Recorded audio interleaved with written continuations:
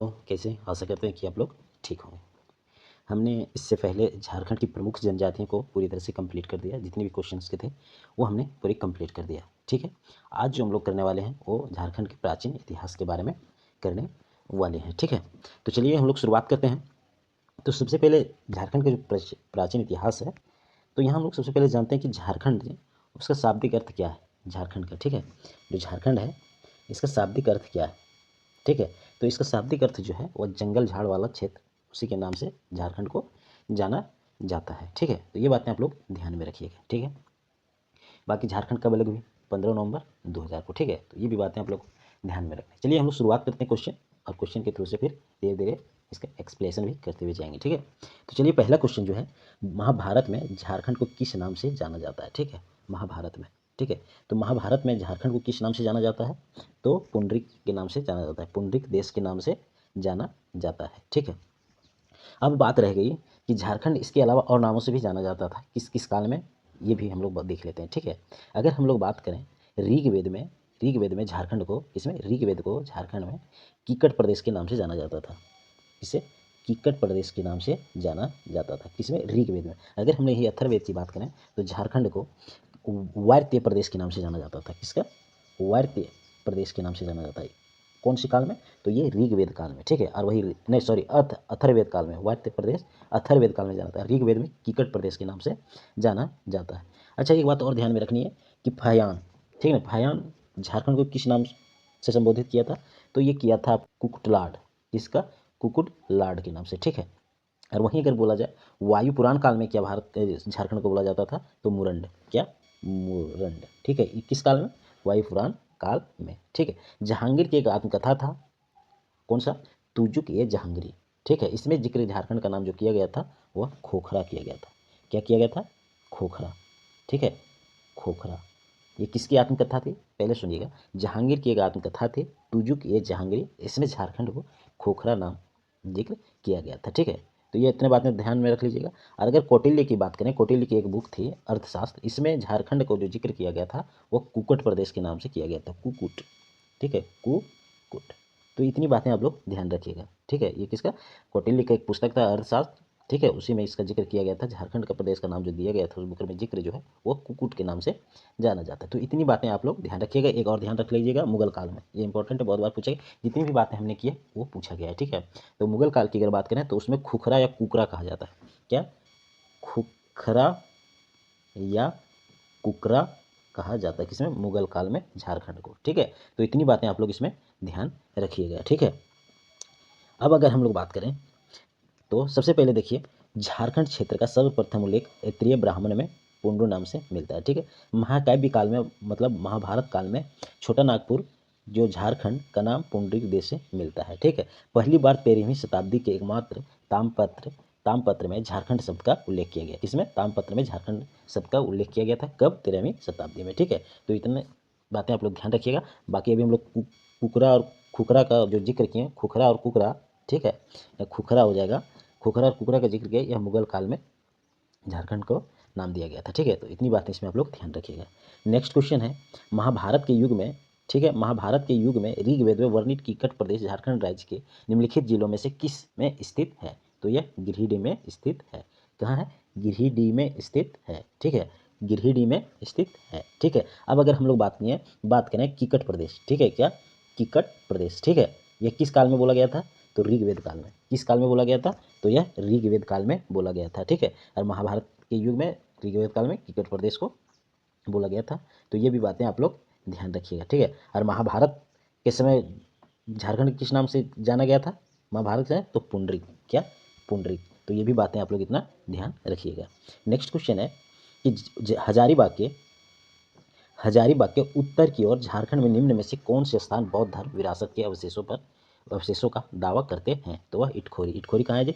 तो यह चतरा में। कहाँ है? यह चतरा में है। ठीक है, इटखोरी कहाँ है? चतरा में। हजारीबाग के उत्तर की ओर है। ठीक है, तो इतनी बातें भी ध्यान रखिएगा। बाकी एक बात और ध्यान रखिए, बौद्ध धर्म विरासत के अवशेषों का दावा भी करते हैं। ठीक है, और 200 ईसा पूर्व और 1200 ईसा के बीच विभिन्न बौद्ध अवशेषों पाए गए हैं। तो ये भी बातें इतनी आप लोग ध्यान रखिएगा। ठीक है, नेक्स्ट क्वेश्चन है कि प्राचीन काल में इसे राजा कटंग देव द्वारा शासित कैसलपुर परगना किस नाम से जाना जाता था? तो यह सिमडेगा के नाम से जाना जाता था। किसे? सिमडेगा के नाम से जाना जाता था। ठीक है, अगर हम लोग नेक्स्ट क्वेश्चन की बात करें, ठीक है, नेक्स्ट क्वेश्चन की अगर हम लोग बात करें तो नेक्स्ट क्वेश्चन है झारखंड के इतिहास की शुरुआत कब से मानी जाती है? तो झारखंड की शुरुआत मेसोलिथिक युग से मानी जाती है। कब से? मेसोलिथिक युग से मानी जाती है। ठीक है, तो ये भी बातें आप लोग इसमें ध्यान रखिएगा। ठीक है, अगर हम लोग बात करें इसमें झारखंड के इतिहास के बारे में तो सबसे पहले देखिए मेसोलिथिक युग जो था वो मध्यपाषाण युग से मानी जाती थी। ठीक है, मध्यपाषाण युग से मानी जाती थी। ठीक है, अगर ये हम लोग नवपाषाण काल की बात करें, अगर ये हम लोग नवपाषाण काल की जिक्र हल्का कर लें, इसका नवपाषाण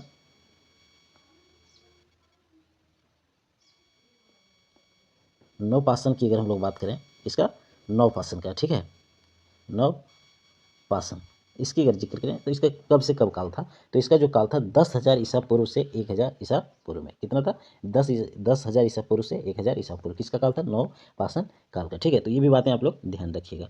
इस युग में तामपत वृद्धि के साथ पशु एवं वनस्पति में बदलाव हुआ। ठीक है, इसमें जो मध्यपाषाण काल में था इसमें यह बदलाव हुआ। भारत में इस युग का आरंभ 8,000 ईसा पूर्व से माना जाता है और मध्यपाषाण युग में लोग मुख्य रूप से पशुपालक थे। क्या थे? पशुपालक थे मध्यपाषाण युग में ये थे। ठीक है, अगर यहीं हम लोग ताम्रपाषाण काल का जिक्र करें, अगर ताम्रपाषाण काल का, किसका? ताम्रपाषाण का अगर हम लोग काल की बात करें तो ताम्रपाषाण काल का जो जिक्र हुआ था वो 4,000 ईसा पूर्व से 1,000 ईसा पूर्व में। ठीक है, कब? 4,000 ईसा पूर्व से 1,000 ईसा पूर्व इसका काल रहा। ठीक है, ये ताम्रपाषाण काल का था। तो ये भी बातें आप लोग इसमें ध्यान रखिएगा। ठीक है, मनुष्यों ने इन पशुओं को चारा खिलाकर पालतू बनाया। ठीक है, इसी में किसमें? मध्यपाषाण काल में। ठीक है, मध्यपाषाण काल में मनुष्य पशुपालक बना। ठीक है, किसमें? पशु पालने लगा। तो मध्यपाषाण काल में मनुष्य लोग इसमें पशु पालने लगा। इस युग में मनुष्य खेती के साथ साथ मछली भी पकड़ने लगा। किस काल में? मध्यपाषाण काल में। ये भी बातें ध्यान रखनी। किस काल में? मध्यपाषाण काल में। ठीक है, शहद जमा करने लगा। ठीक है, और शिकार करने लगा। तो जितनी भी चीज़ें जो एक्टिविटी हुई उस मध्यपाषाण काल में हुई और ये बातें आप लोग को ध्यान में इतनी पॉइंट रखना है। ठीक है, यहाँ से क्वेश्चन पूछा जाता है। नेक्स्ट क्वेश्चन है कि किंवदंती के अनुसार खालिस्तान सदी में उड़ीसा के राजा जयसिंह देव ने स्वयं को झारखंड का शासन घोषित किया था। किसने? जयसिंह देव ने। ठीक है, कब? 13वीं शताब्दी में। कब? 13वीं शताब्दी में। ठीक है, अब अगर हम लोग बात करें कि जयसिंह थे कौन, ठीक है, तो ये जयसिंह देव जो थे वो उड़ीसा के राजा थे। कहाँ के? उड़ीसा के राजा थे जयसिंह देव, और इसने स्वयं को झारखंड का शासक भी घोषित किया था। तो ये भी बातें इतनी याद रखनी। इसके द्वारा जारी किया गया ताम्रपत्र पहली बार झारखंड शब्द का प्रयोग या जिक्र हम लोग कर सकते हैं। ताम्रपत्र कब? और यह 13वीं शताब्दी में। कब? 13वीं शताब्दी में ये पहली बार झारखंड का जिक्र मिलता है। हम लोग ये भी कह सकते हैं कि झारखंड का प्रथम पुरातात्विक प्रमाण पत्र 13वीं सदी के ताम्रपत्र में मिलता है। ठीक है, तो ये भी हम लोग कह सकते हैं। ठीक है, इसके बाद देखिए पूर्व मध्यकाल में संस्कृत साहित्य संबोधित किया गया। ठीक है, संस्कृत और साहित्य का संबोधित किया गया। इसमें एक बात और ध्यान रखना है कि सेन वंश के दरबार में रहने वाले प्रख्यात विद्वान जयदेव ने अपनी पुस्तक गीत गोविंद, ये किसकी पुस्तक है? तो ये जयदेव की पुस्तक है। ये विद्वान थे और ये किसकी बुक है? तो ये गीत गोविंद है जयदेव जी का। ठीक है, में झारखंड से जुड़ी परंपराओं का जिक्र किया गया है। कौन सा बुक में? गीत गोविंद बुक में। और यह किसकी बुक है? तो यह जयदेव की बुक है। तो इतनी बातें भी आप लोग को इसमें ध्यान रखना है।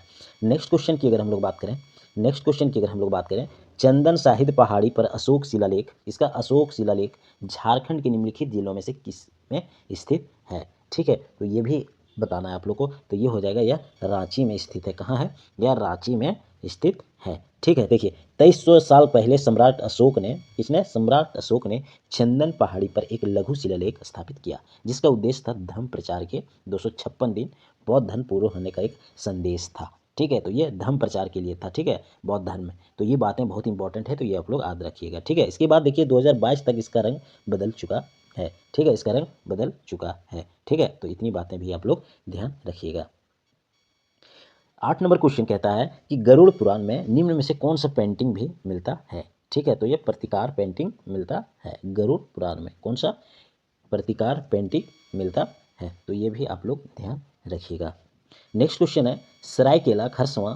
ठीक है, सरायकेला खरसावां जिला पूर्व में निम्न में से किस राज्य का शाही राज्य था? तो यह सरायकेला का शाही राज्य था ये। और इसका मुख्यालय भी कहाँ है? केला खरसावां का मुख्यालय तो यह सरायकेला में ही है। ठीक है, सरायकेला खरसवां का मुख्यालय कहाँ है? तो यह सरायकेला में ही है। तो इतनी बात है, आप लोग इसमें ध्यान रखिएगा। बसंत राय को निम्नलिखित में से किसने बसाया था? तो यह बसंत राय को राजा बसंत राय ने बसाया था। ठीक है,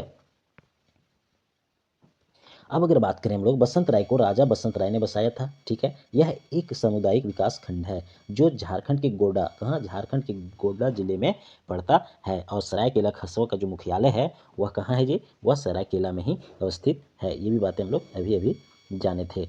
नेक्स्ट क्वेश्चन है कि दलमी एक पुरातात्विक स्थल है, निम्न में से किस नदी के तट पर स्थित है? तो यह स्वर्णरेखा की नदी पर स्थित है। कहाँ? यह स्वर्णरेखा नदी के तट पर स्थित है। यह एक क्या है? बौद्ध स्थल है। क्या है? यह एक बौद्ध स्थल है। कौन सा? दलमी। ये बातें आप लोग ध्यान रखिएगा। नेक्स्ट क्वेश्चन है, निम्नलिखित में से कौन सा सुल्तान शुजा की राजधानी थी? ठीक है, तो यह राजमहल जो था उसकी राजधानी थी। ठीक है, सुल्तान शुजा की राजधानी कहाँ थी? तो यह राजमहल थी।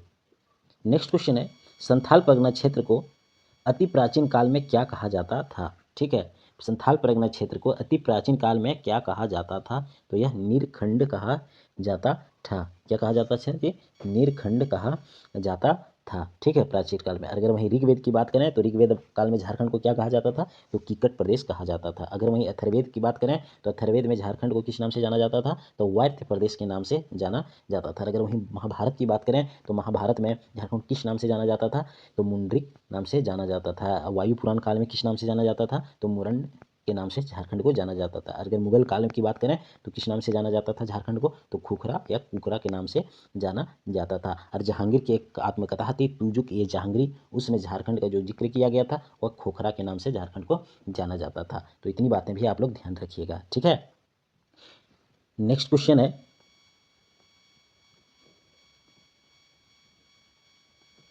कि शुरुआती पत्थर, ठीक है, शुरुआती पत्थर की उम्र तांबे के बर्तन और उपकरण के प्रमाण पाए जाते थे। तो यह करबाड़ी और बुरगुंदा में इसके प्रमाण पाए गए थे। कहाँ? करबाड़ी और बुरगुंदा में। ठीक है, ये बातें आप लोग ध्यान रखिएगा। नेक्स्ट क्वेश्चन है, प्रथम नागवंशी राजा, ठीक है, प्रथम नागवंशी राजा कौन थे? ठीक है, प्रथम नागवंशी राजा कौन थे? तो यह फनु मुकुट राय थे। कौन थे जी? फनी मुकुट राय थे। कौन थे? फनी मुकुट राय थे प्रथम राजा, ये नागवंशी राजा थे। ठीक है, वह पहली शताब्दी ईसा में छोटा नागपुर पठार में, ठीक है, नागवंशी राजवंश के संस्थापक थे। छोटा नागपुर पठार में। ठीक है, इसने क्या किया था? नागवंशी राजवंश की राजधानी सुत्तियाम्बे थी। इसकी राजधानी कहाँ थी जी? सुत्तियाम्बे थी। ठीक है, जो सुतिया नामक मुंडा शासक के नाम पर रखा गया था। किसके नाम पर? सुतिया नामक मुंडा शासक के नाम पर रखा गया था सुत्तियाम्बे। यह नागवंशी राजवंश की राजधानी थी। ठीक है, नेक्स्ट क्वेश्चन है कि प्राचीन दिनों में, ठीक है, प्राचीन दिनों में खालिस्तान को बीरू कैसल पूर्व परगना के नाम से जाना जाता था। वह सिमडेगा को जाना जाता था। किसको? सिमडेगा को जाना जाता था। कुषाण सम्राट कनिष्क के सिक्के झारखंड में खालिस्तान जिले में प्राप्त हुए थे। तो वह कौन से जिले में प्राप्त हुआ था? तो यह रांची जिले में प्राप्त हुआ था सिक्के। ठीक है, तो इतनी बातें भी आप लोग ध्यान रखिएगा। अब चलिए हम लोग शुरुआत करते हैं झारखंड का मध्यकालीन इतिहास। कौन सा? झारखंड का मध्यकालीन इतिहास। ठीक है, तो सबसे पहले देखिए मुंडा परंपरा का रिजगढ़। कौन सा? रिजगढ़ किस स्थल से संबंधित है?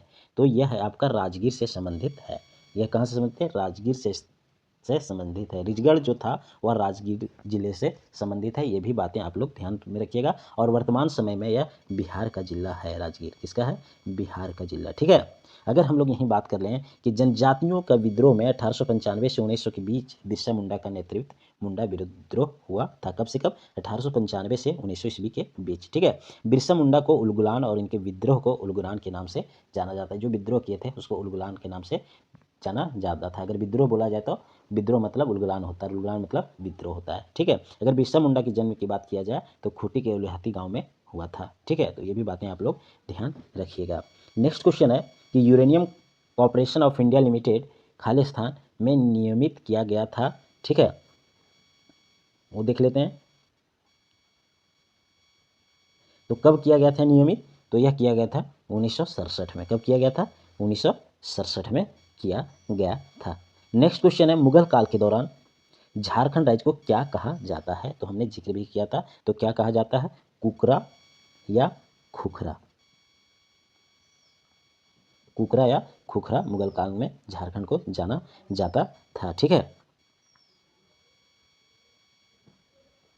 देखिए मुगल काल के दौरान झारखंड राज्य को कुकरा कहा जाता था। ठीक है, अकबरनामा में छोटा नागपुर के क्षेत्र को झारखंड के रूप में वर्णित किया गया है। अकबरनामा में झारखंड को छोटा नागपुर के क्षेत्र में वर्णित किया गया, ये भी याद रखिएगा। और 1765 में सम्राट शाह आलम द्वितीय ने ईस्ट इंडिया कंपनी को बंगाल, बिहार और उड़ीसा की दीवानी दे दी गई थी। कब? 1765 ईस्वी में। ठीक है, उसके बाद देखिए 1765 के बाद यह भाग ब्रिटिश साम्राज्य के नियंत्रण में आ गया और इस क्षेत्र में जंगल और झाड़ी की प्रमुखता होने के कारण इसका नामकरण झारखंड पड़ा। ठीक है, हमने पहले ही फर्स्ट क्लास स्टार्ट किया तो उसी में बोले थे झारखंड का जो अर्थ होता है वह जंगल झाड़ वाला क्षेत्र कहलाता है और उसी के नाम से झारखंड पड़ा भी है। तो इतनी बातें आप लोग ध्यान रख लीजिएगा। इसके बाद इसमें थोड़ी सी ये भी ध्यान रख लेनी है कि किस काल में क्या कहा गया था। ठीक है, तो हम जिक्र भी बहुत किए मुगल काल में, अभी आपने देखा कि खुखरा और कुकरा कहा गया है। ठीक है, ऋग्वेद में आपका कीकट प्रदेश कहा गया है। ऋग्वेद में क्या कहा गया? कीकट प्रदेश कहा गया।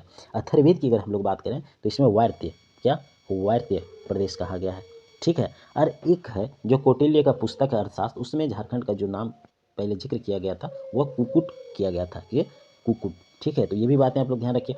फाहियान ने इसको कुकुटुलाड कहा था। ठीक है, और महाभारत में महाभारत के समय झारखंड प्रदेश का नाम पुंडरिक कहा गया। ठीक है, और वायु पुराण काल में यह मुरन कहा गया। उसके अलावा एक बात हमने और जिक्र किया था कि तुजुक, ये जहांगीर की आत्मकथा है, उसमें झारखंड का वर्णित खोखरा के नाम से किया गया है। तो इतनी भी बातें आप लोग ध्यान रखिएगा।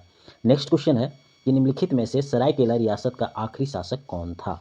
तो ये बताना है। ठीक है, तो आखिरी शासक जो था वो नारायण सिंह देव थे। कौन थे? नारायण सिंह देव थे। ठीक है, नारायण सिंह देव थे।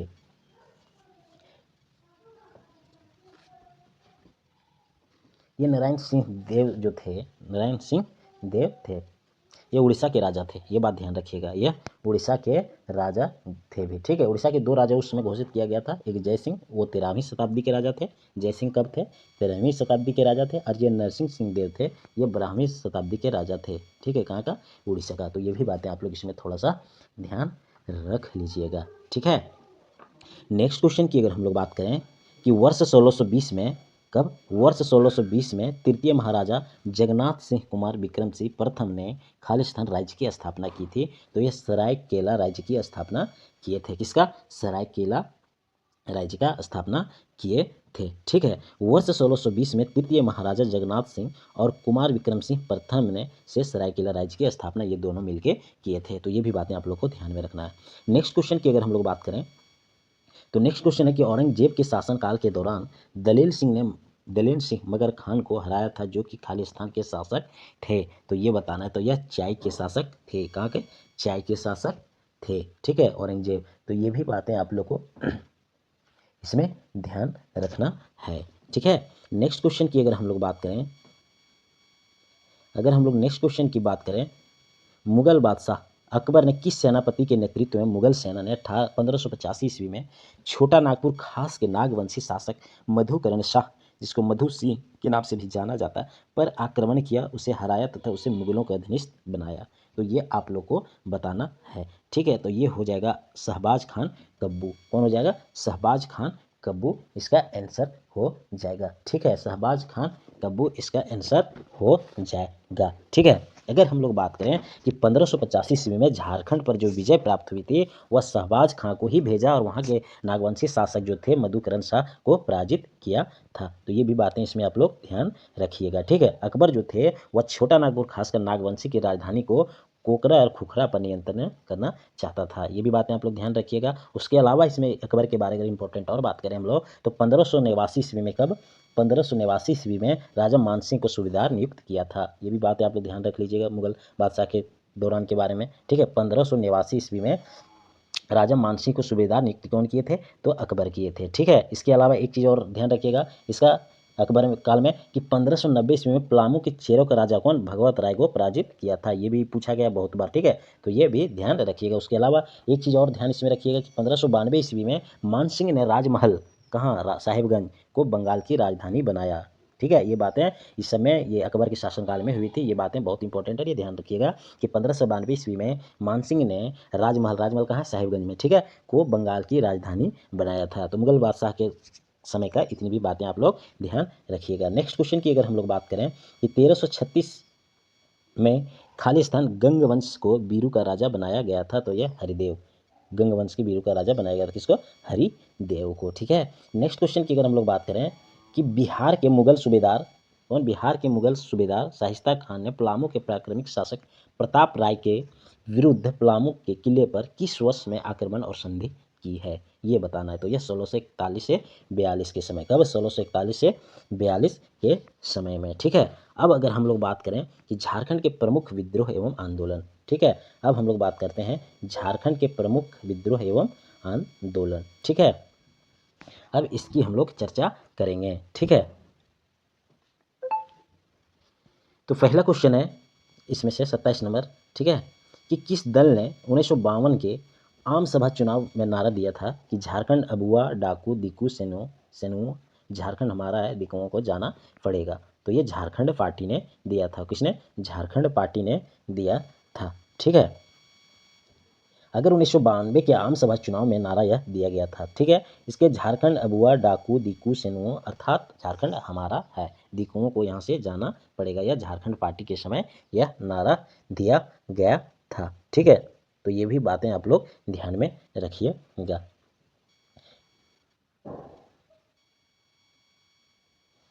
नेक्स्ट क्वेश्चन है कि झारखंड के स्वतंत्रता सेनानियों में प्रथम शहीद होने का गौरव किस सेनानी को प्राप्त है, ये बताना है। तो यह तिलका मांझी को प्राप्त है। किसको? तिलका मांझी को। ठीक है। देखिए तिलका मांझी का जो था वह 1750 से 85 ईस्वी में जन्म सुल्तानगंज में हुआ था। किनका? तिलका मांझी जी का, जो कि थाना तिलकपुर गांव के एक संथाल परिवार में हुआ था। ठीक है। कब? 1750 ईस्वी में। ठीक है। गांव के नाम पर ही इनका नाम तिलका पड़ा। ठीक है। इनका गांव का ही नाम था, उसी के नाम पे तिलका इसका नाम पड़ा। ठीक है। 1771 ईस्वी में इन्होंने जनजातीय के परंपरागत अधिकारों की रक्षा हेतु अंग्रेजों के विरुद्ध शुरू किया। ठीक है। विद्रोह का प्रमुख केंद्र जो था वानचारी जोर, ठीक है, भागलपुर के पास नामक स्थान पे शुरुआत हुई। इनका विद्रोह लगभग 1 दशक तक चला। कितना? लगभग 1 दशक तक इसका विद्रोह चला। 1784 ईस्वी में तिलका मांझी ने अपने समर्थकों के साथ मिलकर भागलपुर पर आक्रमण कर दिया, जिसमें से एक अंग्रेजी अधिकारी थे, जो उस अधिकारी का नाम था क्लीवलैंड को इसने मार दिया था। ठीक है। इसको क्लीवलैंड ने मार दिया था। किसने? तिलका मांझी जी ने। कब? भागलपुर में, जिसमें आक्रमण किया था। और इस घटना के बाद सर आयरकुट तथा पहाड़िया सेनापति जौरा ने इन पर हमला बोल दिया और 1750 ईस्वी में तिलका मांझी भागलपुर सुल्तानगंज की पहाड़ियों में जा छिपे। ठीक है। और वहाँ छिपने के बाद फिर 1785 ईस्वी में तिलका मांझी को धोखे से पकड़कर भागलपुर में, कहाँ? भागलपुर में बरगद के पेड़ पे लटका के इसको फांसी दे दी गई थी। तो ये तिथि भी याद रखिएगा और कहाँ दिया गया था, किस पेड़ पर दिया गया था, ये बहुत बार पूछा गया। ठीक है। तो इतनी बातें इसमें ध्यान रखिएगा। उसके बाद उस जगह पे बाबा तिलका मांझी चौक को बना दिया गया और उस नाम को बाबा तिलका मांझी के नाम से भी जाना जाता है। तिलका मांझी को यादी विद्रोह के नाम से भी जाना जाता है। ठीक है। इसलिए इसको अंग्रेजों के विरोध करने का पहला व्यक्ति आदिवासी माना जाता है। ठीक है। तो ये भी बातें आप लोग इसमें ध्यान रखिएगा। ठीक है। ये भी इतनी बातें आप लोग ध्यान रखिएगा। ठीक है। नेक्स्ट क्वेश्चन है सफा होड़ आंदोलन। कौन? सफा होड़ आंदोलन। ठीक है। सफा होड़ आंदोलन किस आदिवासी समुदाय से संबंधित है? तो यह संथाल से संबंधित है। कौन सा? सफा होड़ आंदोलन। ठीक है। अगर हम लोग बात करें कि सफा होड़ आंदोलन संथाल आदिवासी समुदाय से संबंधित है। ठीक है। सफा होड़ का अर्थ होता है सिंह बोंगा के प्रति समर्पण। क्या होता है इसका? सिंह बोंगा के प्रति समर्पण। ठीक है। इस विद्रोह के अंतर्गत लाल बाबा ने आदिवासियों के धार्मिक एवं चारित्रिक उत्थान पर बल दिया। किस पे? धार्मिक पे उस पर ज़्यादा बल दिया गया था। ठीक है। इस आंदोलन के दौरान लाल बाबा ने संथाल परगना में देशारोधक दल की स्थापना किया था। तो ये भी बातें आप लोग ध्यान रखिएगा। ठीक है। डुम्बारी बुड़ू किस आंदोलन से संबंधित है? ठीक है। तो ये बताना है। डुम्बारी बुड़ू। ठीक है। तो ये किससे संबंधित है? तो यह आपका बिरसा उलगुलान से संबंधित है। किससे? बिरसा उलगुलान से संबंधित है। ठीक है।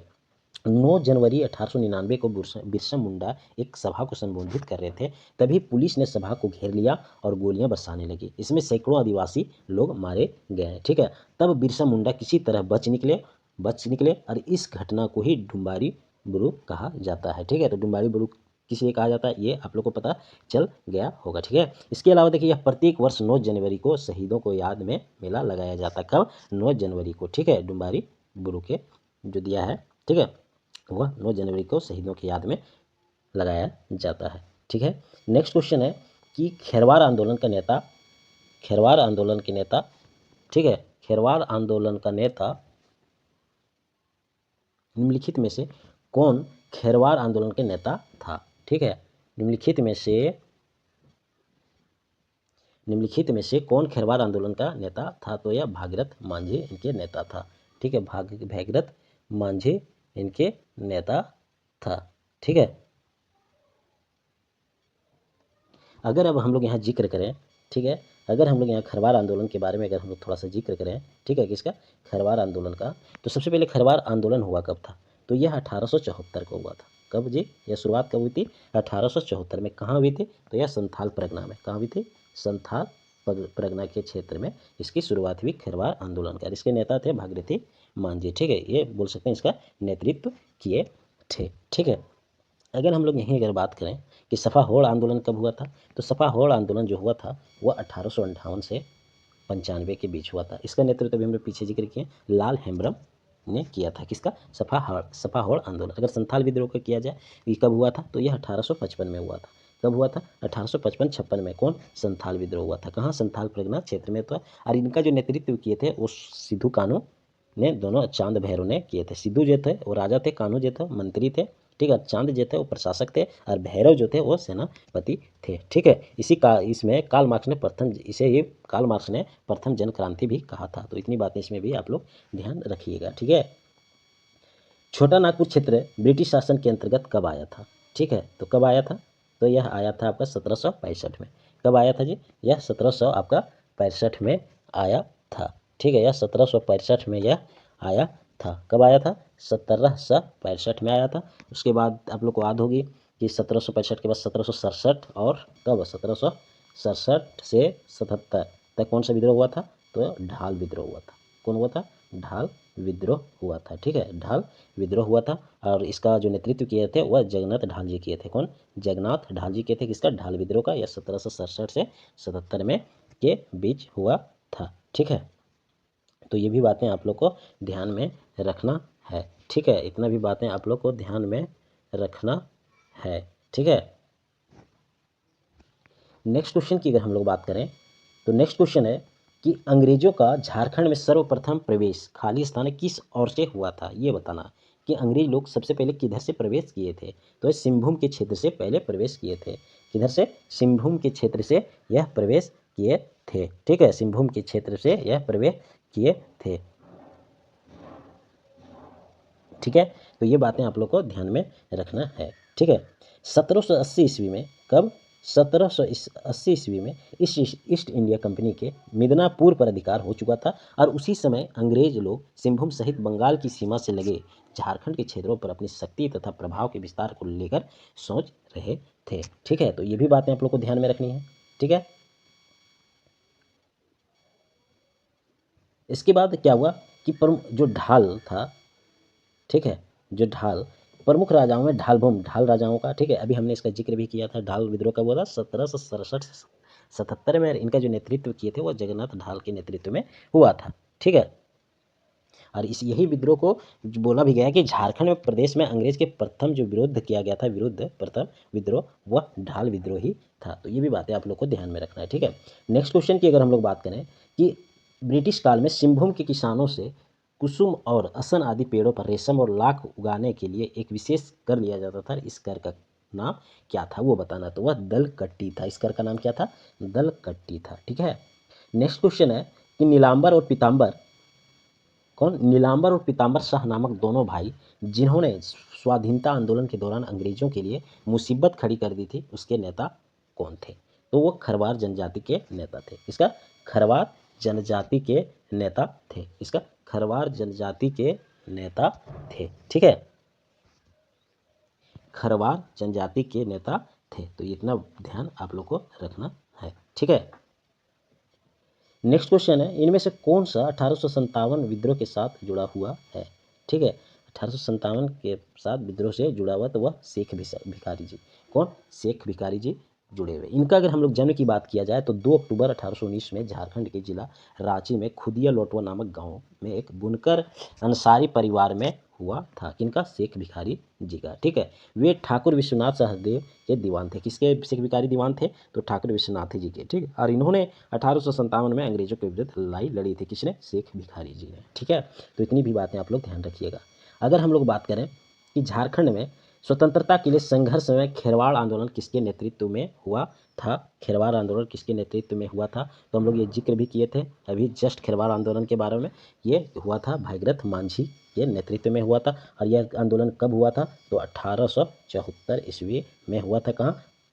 संथाल परगना क्षेत्र में। कहाँ हुआ था? संथाल परगना क्षेत्र में हुआ था। तो इतनी बातें इसमें ध्यान रखिएगा। ठीक है, 1874 में हुआ था और संथाल परगना के क्षेत्र में था और इसका नेतृत्व भागीरथी मांझी जी किए थे।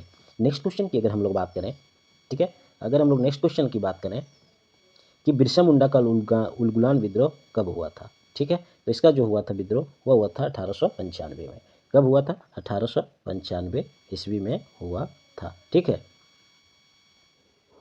अगर इस आंदोलन के नायक बिरसा मुंडा को भगवान का अवतार भी मान्यता दी गई। किनको? बिरसा मुंडा को भगवान का अवतार भी दिया गया है मान्यता। ठीक है, मुंडा जाति भी एक अन्य जातियों की भांति कृषि, खेती, वनों पर निर्भर होकर अपनी जीवन यापन कर रही थी। तो ये भी बातें याद रखना है। और जनजाति छोटा नागपुर क्षेत्र की प्रमुख जनजातियों में से एक थी। और इस विद्रोह का मुख्य कारण जो था वह मुंडा जनजाति की खूटी कठी व्यवस्था पर अंग्रेजों द्वारा लगाया गया प्रतिबंध था। तो ये लाइन बहुत इंपॉर्टेंट है, इसको आप लोग याद रखिएगा। ठीक है, इसको आप लोग याद रखिएगा। ठीक है, अब अगर हम लोग बात किया जाए कि ताना भगत आंदोलन कब शुरू हुआ था? ठीक है, ताना भगत आंदोलन कब शुरू हुआ था? ठीक है, तो यह शुरुआत हुआ था 1914 ईस्वी को। कब शुरुआत हुआ? 1914 ईस्वी को। अगर हम लोग बात किया जाए कि ताना भगत आंदोलन का नेतृत्व किसने किया था? तो जतरा भगत ने किया था। किसने किया था? जतरा भगत। किसका आंदोलन? ताना भगत आंदोलन का। ठीक है, इसका जो मुख्य उद्देश्य था ताना भगत आंदोलन करने का, वह उद्देश्य था स्वशासन की स्थापना और गांधीवादी तरीके से लड़ा जाए।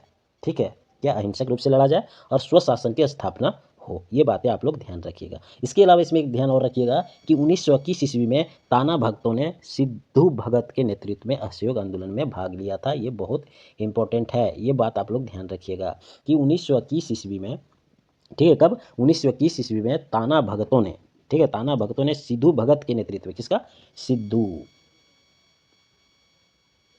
सिद्धू भगत, ठीक है, सिद्धू भगत के नेतृत्व में असहयोग आंदोलन में भाग लिया था ताना भगत आंदोलन के समय। ठीक है, तो इतनी बातें इसमें आप लोग ध्यान रखिएगा। ठीक है, नेक्स्ट क्वेश्चन की अगर हम लोग बात करें, निम्नलिखित में से कौन सा आंदोलन अपने शुरुआती चरण में कुरुख धर्म के नाम से जाना गया था और इसका अर्थ था यथा शब्द कुरुख या उराव का मूल धर्म। ठीक है, तो यह ताना भगत आंदोलन के समय। कब? ताना भगत आंदोलन के समय। ताना भगत आंदोलन जो हुई थी वह 1914 ईस्वी में हुई थी और इसका जो नेतृत्व किए थे वो जतरा भगत जी किए थे। और इसका जो मुख्य उद्देश्य था वह शासन की स्थापना करना और गांधीवादी तरीके से इसमें लड़ा जाए शांतिपूर्वक। ये भी बातें ध्यान रखिएगा। दूसरी बात ये भी ध्यान रखिएगा, अभी जस्ट बताएं कि 1921 ईस्वी में ताना भक्तों द्वारा सिद्धू भगत के नेतृत्व में असहयोग आंदोलन में भाग लिया था। ठीक है, तो इतनी बातें भी इसमें आप लोग ध्यान रखिएगा। ठीक है, तो आज टोटल 40 क्वेश्चन किए।